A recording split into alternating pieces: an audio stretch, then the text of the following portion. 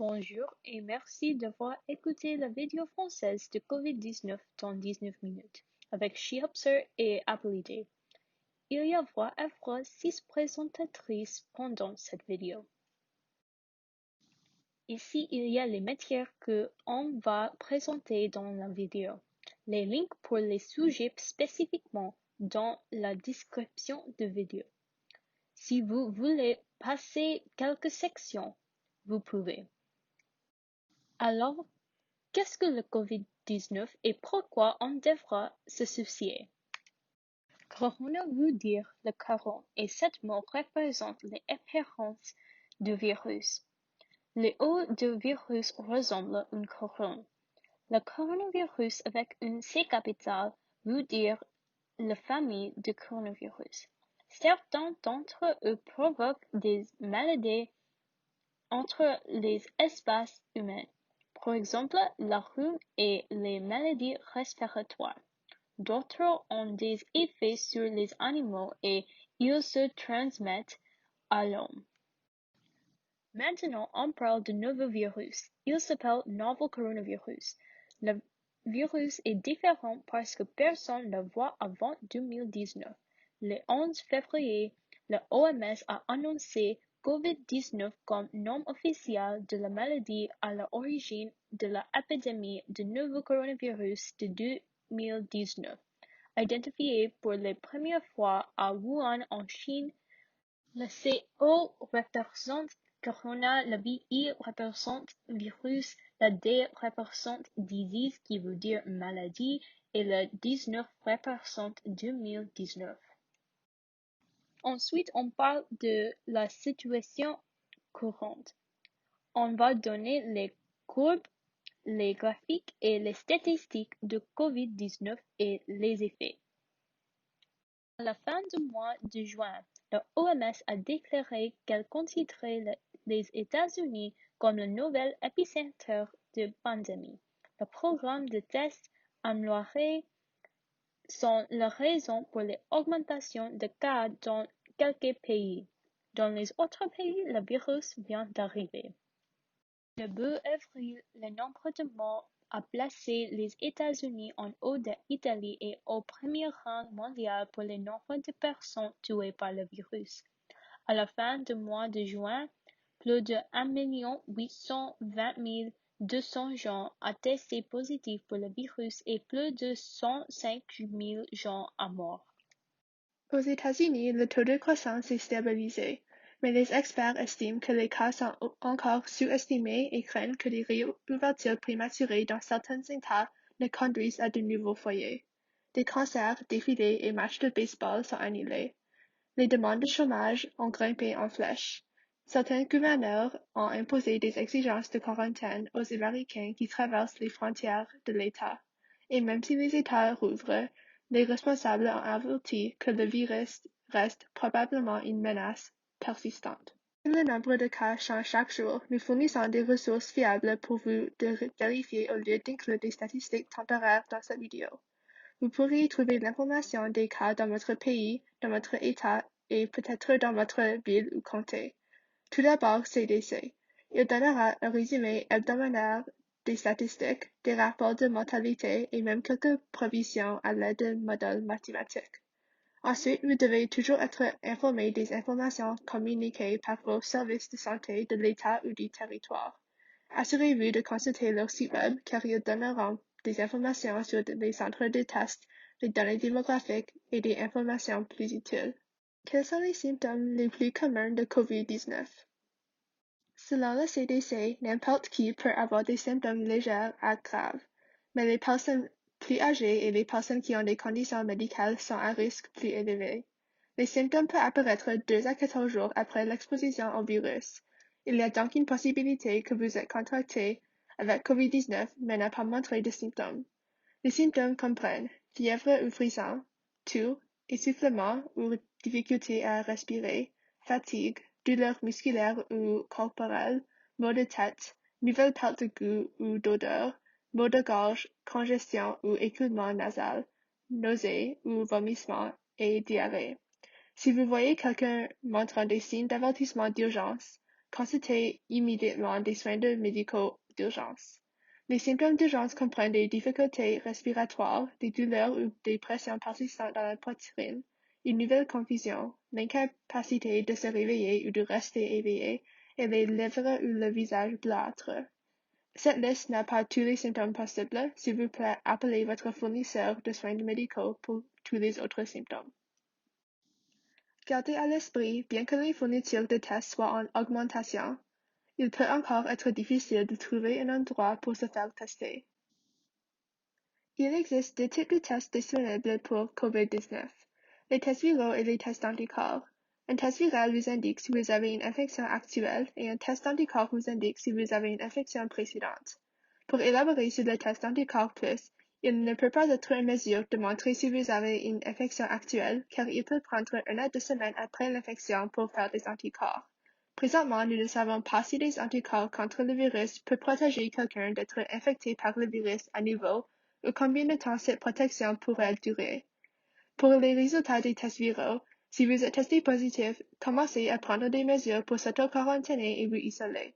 Si vous êtes testé négatif, cela signifie que vous n'avez pas COVID-19 au moment du test, mais vous pourriez encore tomber malade à l'avenir. Alors, qui devrait être testé? Le CDC recommande d'utiliser un test viral plutôt que des tests d'anticorps. Gardez à l'esprit que bien que des fournitures de tests augmentent, il peut être encore difficile de trouver un endroit pour se faire tester. Les maladies bénignes peuvent être récupérées à la maison sans subir des tests. Toutefois, si vous ressentez des symptômes, communiquez immédiatement avec votre fournisseur de soins de santé et visitez le site web de votre ministère de la Santé locale pour obtenir de l'information sur les tests. Comment le COVID-19 se propage-t-il et comment pouvons-nous nous protéger? Comment la maladie se propage? Elle se propage par le contact rapproché de personne à personne, moins de 6 pieds, par des gouttes respiratoires quand une personne infectée tousse, éternue ou parle, et en touchant une surface infectée. Il faut aussi se souvenir que COVID-19 peut être propagé par des personnes sans symptômes, parce que ces symptômes apparaissent seulement après 2 à 14 jours. Protégez-vous. Pour le moment, il n'existe pas de vaccin pour ce virus. Donc, la meilleure façon de se protéger est d'éviter de se faire exposer à ce virus en suivant les règles de la distanciation physique et de la quarantaine. Lavez vos mains. Utilisez du savon et de l'eau et frottez pour au moins 20 secondes, surtout après avoir mouché ton nez, toussé ou éternué. Si vous n'avez pas de savon et d'eau, comme alternative, vous pouvez utiliser du désinfectant pour les mains à au moins 60% alcool. En plus, ne touchez pas votre visage sans avoir lavé vos mains. Distanciation physique. Évitez le contact rapproché avec des personnes malades, même dans votre propre maison. Restez au moins 6 pieds, à la longueur de 2 bras, des autres. Évitez les endroits surpeuplés et de grands rassemblements. Prochainement, portez des couvre-visages en tissu. Tout le monde devrait porter un couvre-visage en tissu dans les lieux publics. Il est même obligatoire de les porter dans certains endroits, comme dans les supermarchés. Même si vous portez un masque, assurez-vous de continuer la distanciation physique. Et finalement, n'utilisez pas les masques destinés aux travailleurs de santé. Ceci inclut les respiratoires N95 et des masques chirurgicaux. On veut conserver ces ressources pour les docteurs, les infirmières et tous ceux aux lignes du front. Nettoyer et désinfecter. Il est important de nettoyer et désinfecter quotidiennement les surfaces qui sont fréquemment touchées, comme les poignées de porte, ton téléphone cellulaire et des claviers. Nettoyer avec le savon et l'eau ne fait que réduire le montant de germes, saleté et impuretés, tandis que désinfecter tue les germes. Assurez-vous de suivre les instructions du fabricant sur le nettoyage des appareils électroniques. Vous pouvez même considérer mettre des couvercles lavables sur vos électroniques. S'il n'y a pas d'instruction, utilisez des lingettes ou des vaporisateurs à base d'alcool à 70%. Assurez-vous de sécher complètement les surfaces. Faire la lessive. Assurez-vous de suivre les instructions du fabricant, mais essayez d'utiliser de l'eau un peu plus chaude. Portez des gants à usage unique quand vous faites la lessive de quelqu'un de malade. Ne secouez pas le linge sale. Nettoyez et désinfectez les paniers de linge. Puis, retirez vos gants et lavez vos mains immédiatement. Maintenant, parlons un peu plus de revêtements de protection. Alors que les villes et départements locaux à travers le pays commencent à assouplir les restrictions, il est impératif de rester en sécurité. La plupart du temps, le virus peut voyager jusqu'à 2 mètres, mais quand les queues commencent à se former dans les épiceries et les centres locaux, il peut être difficile de maintenir 2 mètres de distance. Aux États-Unis, le CDC, ou le Centre de contrôle des maladies, et l'OMS, l'Organisation mondiale de la santé, recommandent de porter un couvre-visage protecteur en tissu dans les hôpitaux et autres établissements de soins de santé, les lieux de travail et les épiceries et les pharmacies. Ils recommandent que les personnes âgées de plus de 2 ans portent un masque lorsqu'il est difficile de maintenir 2 mètres de distance, mais ils recommandent que les personnes de moins de 2 ans ou qui ont de la difficulté à respirer ne devraient pas en porter. Lorsque vous portez un couvre-visage, il est important de laver les mains avant de le mettre sur le visage. Assurez-vous de ne pas toucher le couvre-visage après de l'avoir mis. Lorsque vous l'ajustez, assurez-vous qu'il soit bien serré sous le menton et qu'il couvre à la fois le nez et la bouche. Il ne devrait pas y avoir d'espace entre votre couvre-visage et votre visage. Il y a des instructions sur la façon de faire des couvre-visages à coudre ou non sur le site web du CDC.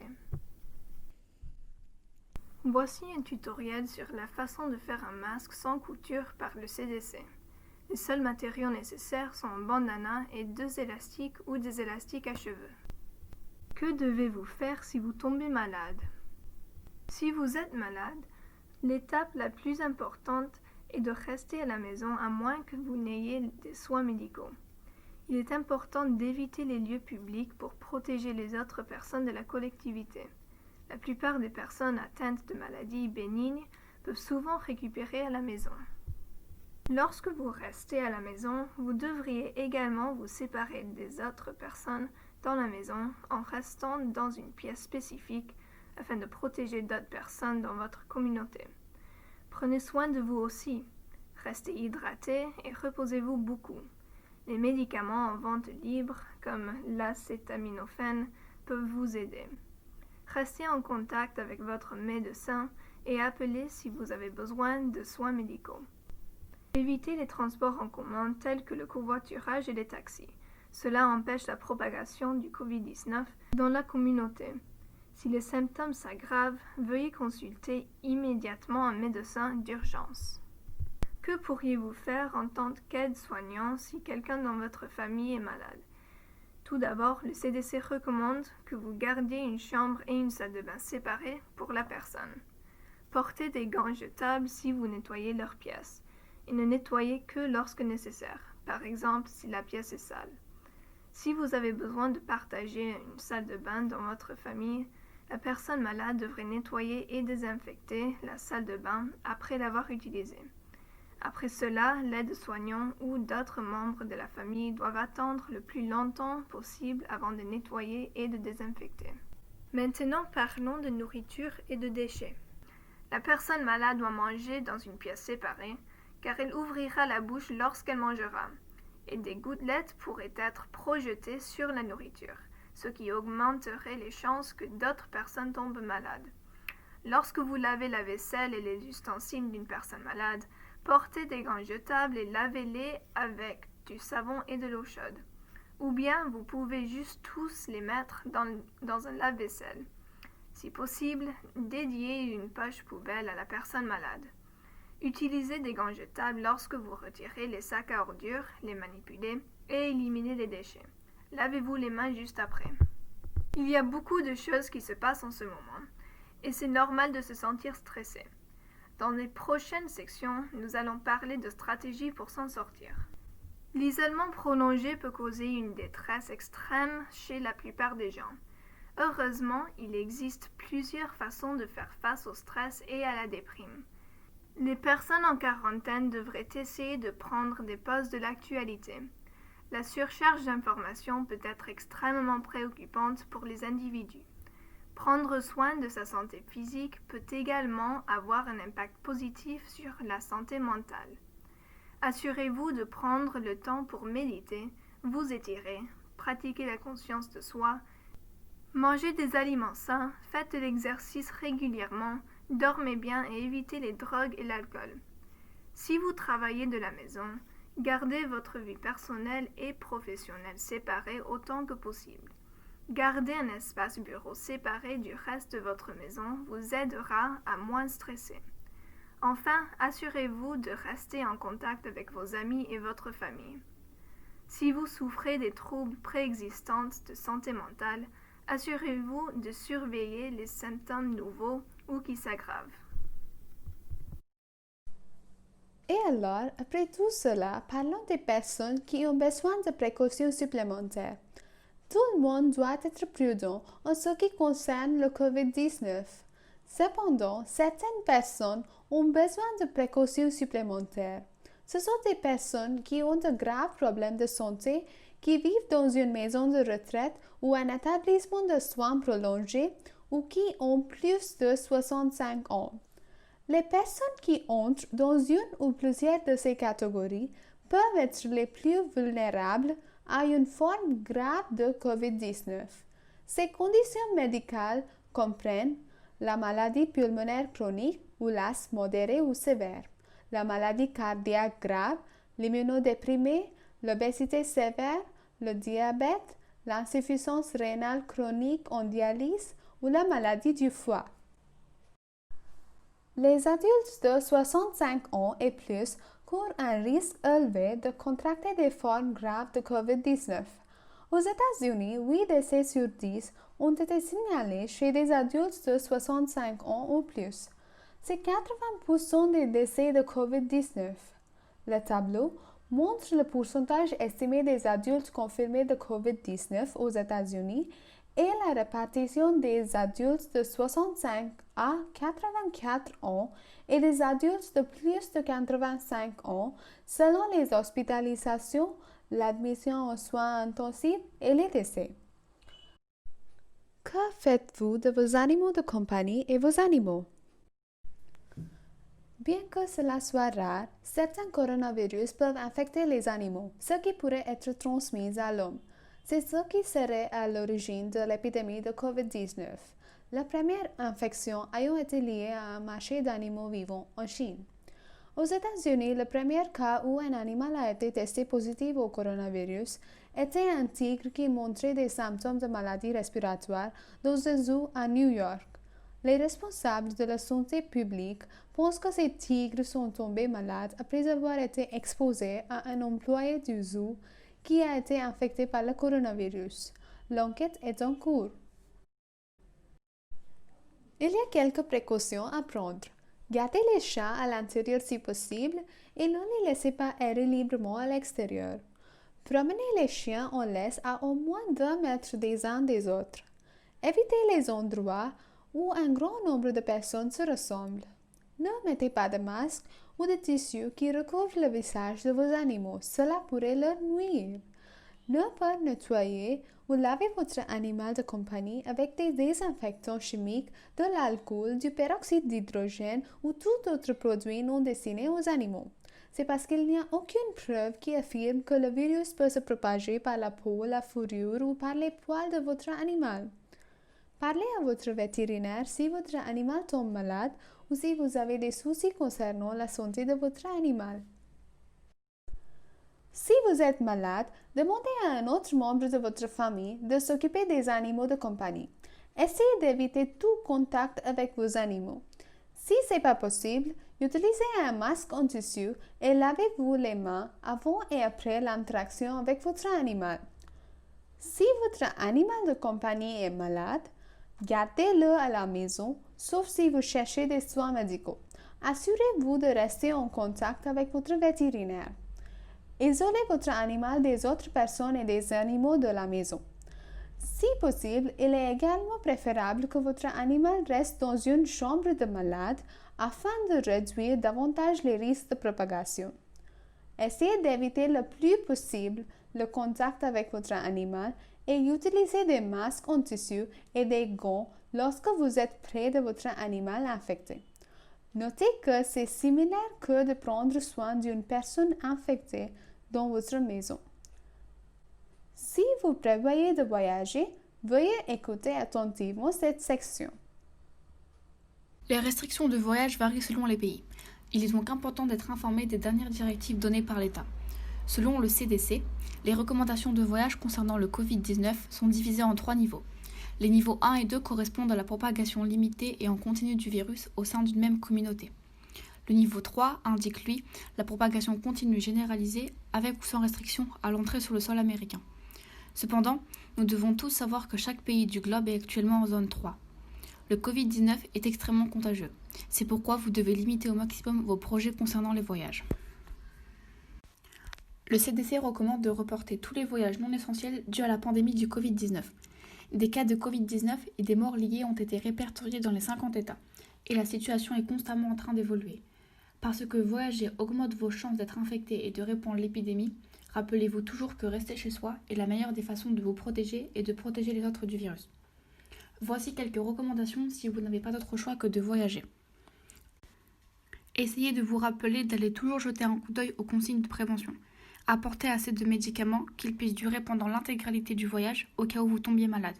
Prenez avec vous assez de gel hydroalcoolique d'un minimum de 60% d'alcool et ayez toujours avec vous n'importe où vous vous rendez. Portez toujours un tissu qui recouvre votre visage dans les lieux publics.